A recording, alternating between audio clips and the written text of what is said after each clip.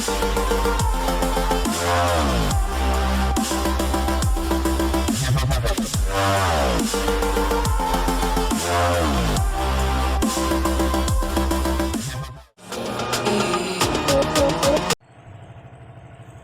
दोस्तों, मैं Shailendra Gupta, chemistry teacher, Saraswati group of colleges के इस डिजिटल प्लेटफॉर्म पे आपका स्वागत है।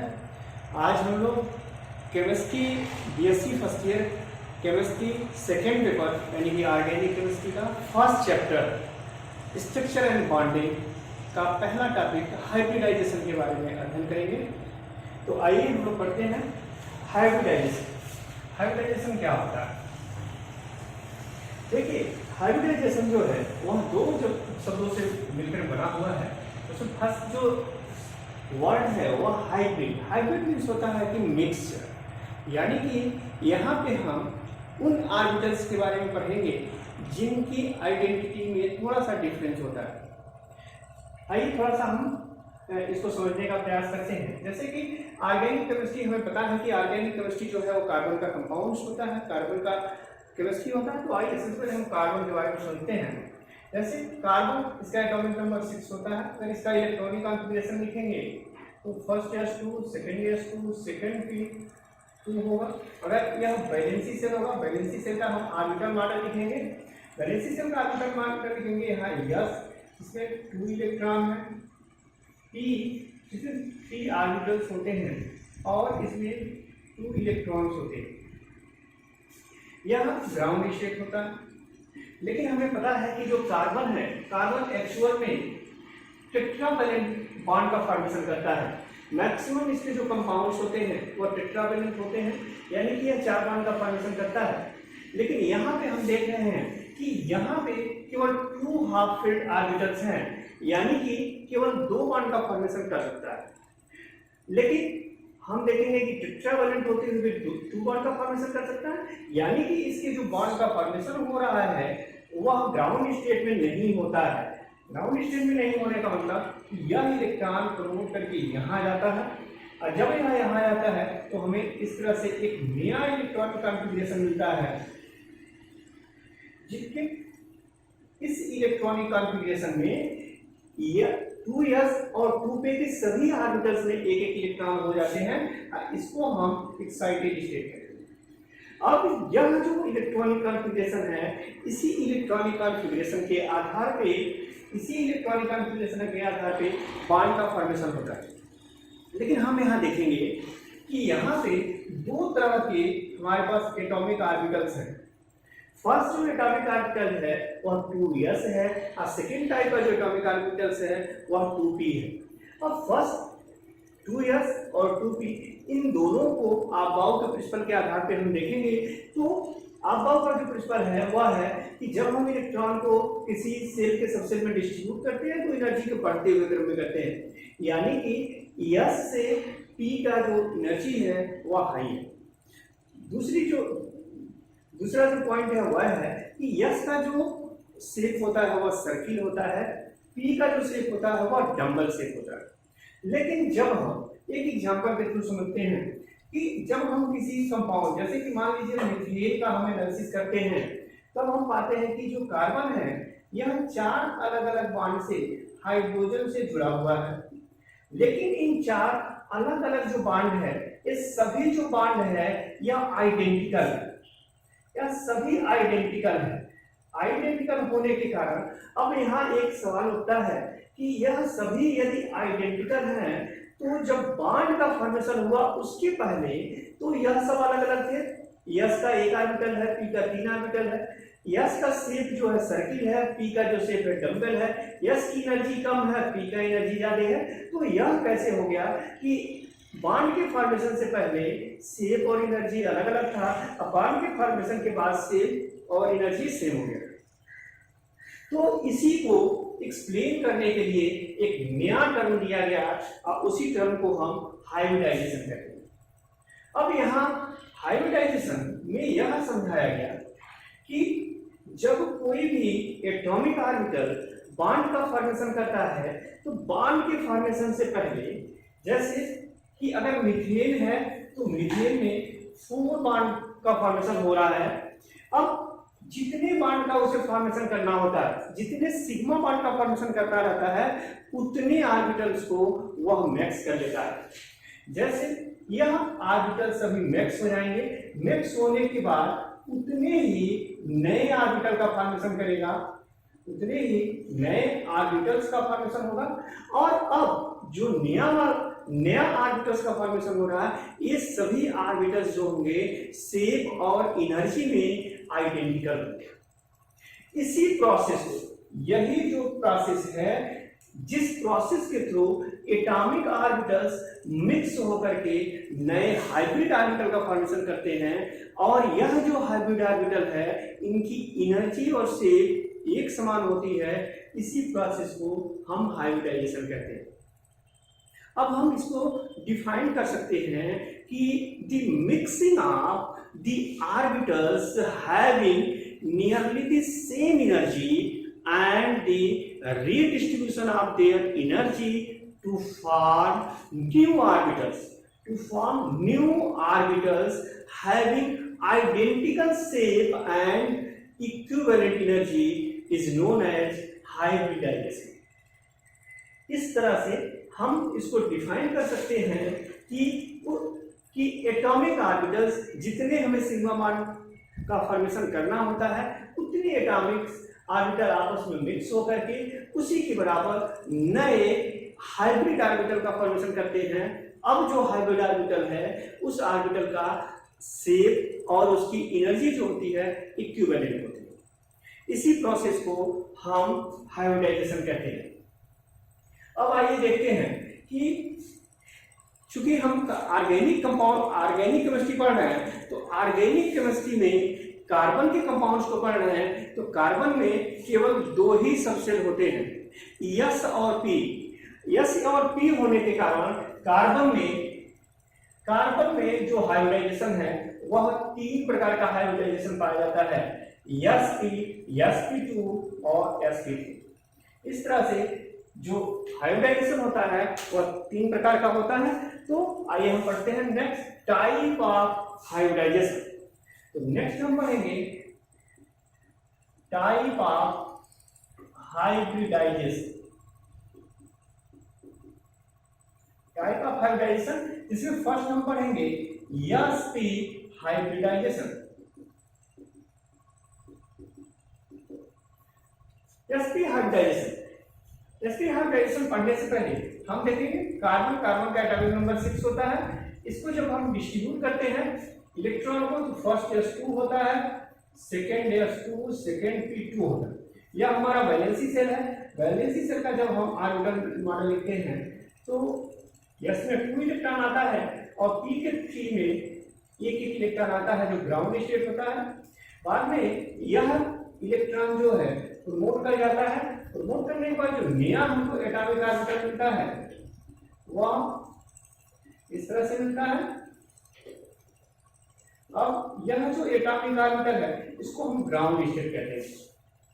अब यहाँ पे देखेंगे कि हमें sp हाइब्रिडाइजेशन कब होगा। sp हाइब्रिडाइजेशन तब होता है जब s का एक और p का एक, यानी कि वे one s atomic orbital and one p orbital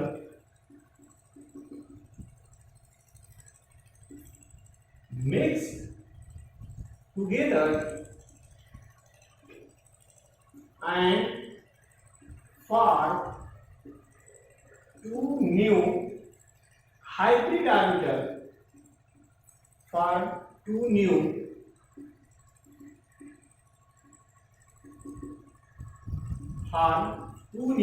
hybrid orbital which have same energy and shape। जब एक s और एक p एटॉमिक ऑर्बिटल आपस में मिक्स करके दो नए हाइब्रिड ऑर्बिटल का फॉर्मेशन करते हैं, एंड दोनों हाइब्रिड ऑर्बिटल का एनर्जी और शेप जो है आइडेंटिकल होता है, तो वहां पे sp हाइब्रिडाइजेशन होता है। जैसे इसको हम इस तरह से समझ सकते हैं, यदि यह एनर्जी का बढ़ता हुआ क्रम है और यहाँ पे यस जो कि 2s है जिसमें कि 2 इलेक्ट्रॉन होते हैं, यहाँ पे p है जिसमें कि केवल 2 इलेक्ट्रॉन है। अब जब इसको एनर्जी मिलता है तो यह एक इलेक्ट्रॉन यहाँ पर मूव कर जाता है, यह हमारा ग्राउंड स्टेट है। अब यहाँ पे जो इलेक्ट्रॉन है यह इलेक्ट्रॉन हमें इस तरह से मिल जाता है। अब यहाँ एक ही इलेक्ट्रॉन है और सब में एक एक इलेक्ट्रॉन होता है। अब यह जो होता है हमारा एक्साइटेड स्टेट हो गया। अब यहाँ पे जितनी आवश्यकता है उसके अकॉर्डिंग यहाँ मान का फॉर्मेशन होता है। यदि हमें sp हाइब्रिडाइजेशन का फॉर्मेशन करना होता है तो 1s और 1p का ऑर्बिटल यूज कर लेते हैं। यहाँ यह 2s है, यह 2p है, ऑर्बिटल यूज कर लेंगे। तो यहाँ हमें दो अलग अलग दिख रहा है, टू यहाँ 2 ऑर्बिटल्स में 2 हाइब्रिड ऑर्बिटल्स यहाँ मिलेगा और 2 एटॉमिक ऑर्बिटल्स मिलेंगे। इस एटॉमिक यह जो एटॉमिक ऑर्बिटल्स है और यह हाइब्रिड ऑर्बिटल्स है। इस एटॉमिक ऑर्बिटल्स की एनर्जी अलग होगी और यहाँ जो हाइब्रिड ऑर्बिटल है यह हाइब्रिड ऑर्बिटल जो है इसकी एनर्जी और शेप जो है एक आइडेंटिकल। अब इसको अगर हम ऑर्बिटल मॉडल से देखेंगे तो इस तरह देखेंगे कि यह हमारा कार्बन है, यहाँ पे एक हमारा लोग हो जाएगा और यहाँ पे एक दूसरा होगा। यह दोनों जो होगा sp होगा, sp का दो लोग होगा और यहाँ पे दो जो ऑर्बिटल है यह दोनों ऑर्बिटल इस तरह से p के जो दो ऑर्बिटल होंगे यह py और pz इस तरह पड़े होंगे और यह जो हमारा होगा यह हमारा सेट। या इसी को हम इस तरह से भी देख सकते हैं, यहाँ पे कार्बन यहाँ बाउंड होगा और यहाँ जो होगा एक एटॉमिक ऑर्बिटल होगा और एक यहाँ एटॉमिक ऑर्बिटल होगा। यह जो होगा py होगा, pz होगा और यह जो होगा sp होगा और यह भी sp होगा और यह जो बॉन्ड एंगल है 180 डिग्री होगा। अब जो जियोमेट्री होगा होगा यहाँ हम फिर से देख लेते हैं, कट रहा है इसको यहाँ हम देख लेते हैं। अब यही जो शेप है इस शेप को हम यहाँ बना लेते हैं। तो देखते हैं कि इसको यहाँ कार्बन है इस तरह से यहाँ हम बना लेते हैं। अब इसमें जो दो शेप होगा, दो ऑर्बिटल होगा, वह दोनों ऑर्बिटल इस तरह से हो जाएगा। अब यह जो ऑर्बिटल है यह py हो गया, pz हो गया और यह जो एटॉमिक ऑर्बिटल है sp हो गया, यह जो एटॉमिक ऑर्बिटल है sp हो गया और यह जो बॉन्ड एंगल हो गया यह 180 डिग्री हो गया। तो इसके आधार पे इसकी जो जियोमेट्री होगा लीनियर होगा और जो बॉन्ड एंगल होगा 180 डिग्री होगा। तो इस जियोमेट्री को हम कहेंगे sp हाइब्रिडाइजेशन। ठीक है, अब हम इसका सेकेंड पार्ट देखेंगे। सेकेंड होता है sp2 हाइब्रिडाइजेशन। जैसे sp1 होता है ठीक उसी तरह sp2 हाइब्रिडाइजेशन होता है। sp2 हाइब्रिडाइजेशन में sp की तरह ही जहां हम s का 1 इलेक्ट्रॉन लेते हैं या 1 ऑर्बिटल लेते हैं वहीं हम sp2 यानी कि सेकेंड जो है sp2 हाइब्रिडाइजेशन जो होता है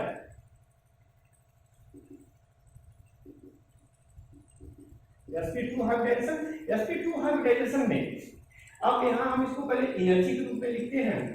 यहाँ पे हमारा 2s है, यहाँ पे 2p है, यह हमारा ग्राउंड स्टेट होता है, यह हमारा एनर्जी है। यहाँ पे हम लिखेंगे यस 2s में 2 इलेक्ट्रॉन होता है, 2p में भी 2 इलेक्ट्रॉन होता है जो सेपरेट होता है ग्राउंड स्टेट में। लेकिन हमें पता है कि जो कार्बन है वो टेट्रावेलेंट बॉन्ड का फॉर्मेशन करता है, यानी कि 4 सिग्मा बॉन्ड का फॉर्मेशन करता है या 5 बॉन्ड का फॉर्मेशन करता है, लेकिन टोटल वो 4 बॉन्ड का फॉर्मेशन करता है। जब 4 बॉन्ड का फॉर्मेशन करता है, लेकिन जब हम इस सिचुएशन के आधार पर देखेंगे तो यहाँ 2 हाफ मिली इलेक्ट्रॉन है, यानी कि 2 ही बॉन्ड का फॉर्मेशन कर सकता है। तो यहाँ हम देखेंगे कि जब when one s and two p atomic orbitals mixed together and form three new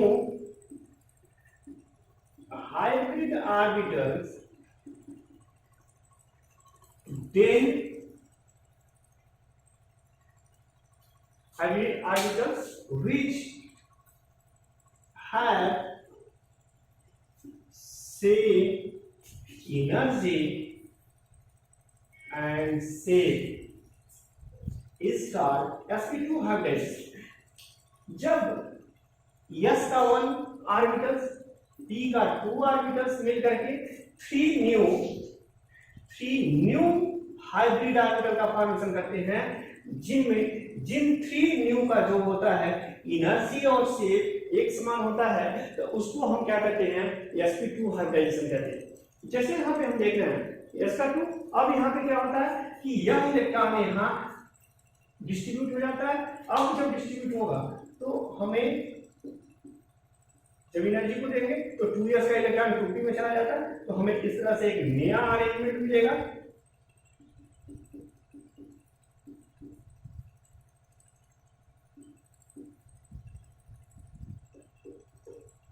अब यहां मिलेगा।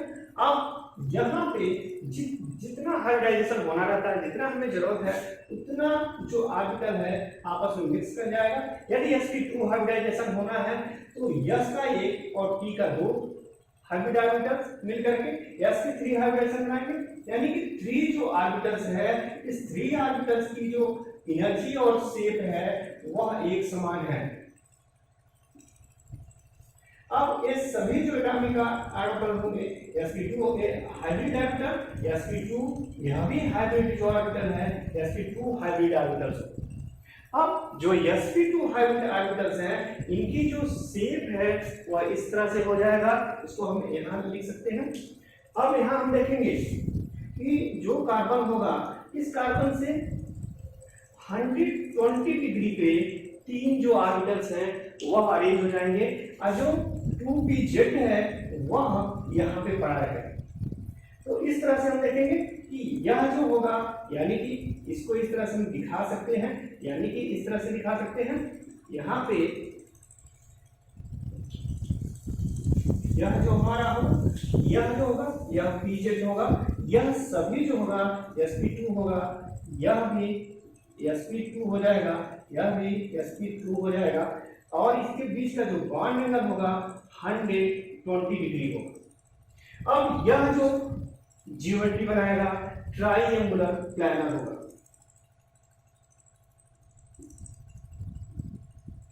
और बॉन्ड एंगल जो होगा 120 डिग्री होगा। इसके अलावा आप थर्ड देखेंगे, एक तीसरी तरह का भी कार्बन में हाइब्रिडाइजेशन पाया जाता है, जिसको हम sp3 हाइब्रिडाइजेशन कहते हैं। sp3 हाइब्रिडाइजेशन जो होता है वह सेम इसी तरह से होगा। थर्ड जो होगा वह sp3 हाइब्रिडाइजेशन होगा। sp3 हाइब्रिडाइजेशन, इसको भी हम एनर्जी के फॉर्म में हम देख सकते हैं। s में 2 इलेक्ट्रॉन होंगे, p में 3 ऑर्बिटल्स में 2 इलेक्ट्रॉन होंगे, यह 2s होगा, यह 2p होगा। जब हम इसको एनर्जी देंगे तो यह जो इलेक्ट्रॉन है यह ग्राउंड स्टेट से प्रमोट होकर के एक्साइटेड स्टेट में चला जाएगा। एक्साइटेड स्टेट में जाएगा तो अब p में 3 इलेक्ट्रॉन होंगे और s में भी अब 1 इलेक्ट्रॉन बचेगा। ठीक है, इसको हम एक्साइटेड स्टेट कहेंगे। अब जितना हाइब्रिडाइजेशन होना रहेगा वह हाइब्रिडाइजेशन होगा। यदि हम sp3 करते हैं तो s का 1 और p का 3, यानी कि पूरा का पूरा जो ऑर्बिटल होगा उन सभी की एनर्जी एक समान हो जाएगा। तो हमें इस तरह से ऑर्बिटल्स मिलेंगे, इन सभी ऑर्बिटल्स में 4 इलेक्ट्रॉन होंगे और यह जो होगा सभी sp3 होगा, सभी sp3 हो जाएगा। अब इसकी ज्योमेट्री देखेंगे जियोमेट्री देखेंगे तो जियोमेट्री जो होगा वह इस तरह से हो जाएगा। अब एक कार्बन होगा और इस कार्बन से 109 डिग्री 28 मिनट का बॉन्ड एंगल बनेगा। इस तरह से इसकी जियोमेट्री हम बना लेते हैं, यहां पे इस तरह बनेगा। अब यह जो होगा sp3 होगा, यह भी sp3 होगा, यह भी sp3 होगा और यह भी sp3 होगा। या फिर इसको हम इस तरह से बना सकते हैं, इस तरह से यह इसकी जियोमेट्री होगी और यहाँ पे जो बॉन्ड एंगल होगा, यह बॉन्ड एंगल जो होगा वह 109 डिग्री 28 मिनट होगा और जो जियोमेट्री होगा वह टेट्राहेड्रल होगा। तो इस तरह हम लोगों ने देखा कि हाइब्रिडाइजेशन क्या होता है। कार्बन में हाइब्रिडाइजेशन कितने प्रकार का होता है, वह सभी की ज्योमेट्री क्या होता है, बॉन्ड एंगल क्या होता है। तो इस तरह से हम कार्बन में 3 तरह का जो हाइब्रिडाइजेशन है उसको हम लोगों ने पढ़ा। अगले वीडियो में हम लोग नए टॉपिक के साथ फिर मुलाकात होगी। तब तक के लिए धन्यवाद।